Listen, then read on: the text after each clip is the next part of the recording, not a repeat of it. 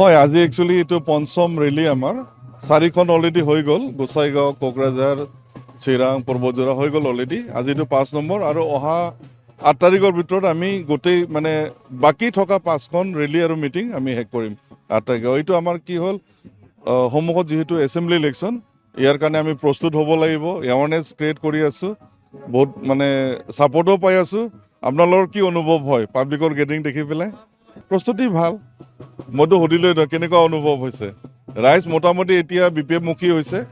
বহুতো বিৰোধী নেতা অলৰেডি আমাৰ পাৰ্টি জইন কৰিলে।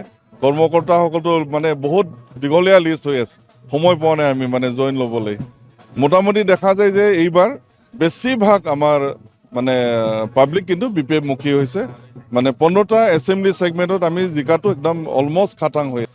UPPLৰ স্থিতি অলপ বেয়াৰ ফালে গৈ আছে, কাৰণ বহুত মানে ডাঙৰ ডাঙৰ নেতাবিলাক অলৰেডি বাদ দি আছে আকৌ UPPL।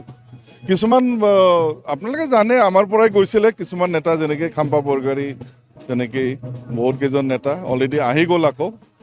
সেইটো তেওঁলোকৰ কাৰণে ভাল কথা নহয়, আমাৰ কাৰণে ভাল কথা। আহিলে আমি আঁকোৱালি ল'ম। একচেপ্ট কৰিব। হয় হয় হয়, নিৰ্বাচনৰ সময়ত কিন্তু বহুতো কথা কৈছে। নাই দুৱাৰ খোলা আছে আমাৰ। যিয়ে নহওক মানে বিৰোধী পক্ষৰ পৰা যিমানেই যি নহওক আমি এইটো আঁকোৱালি ল'ম।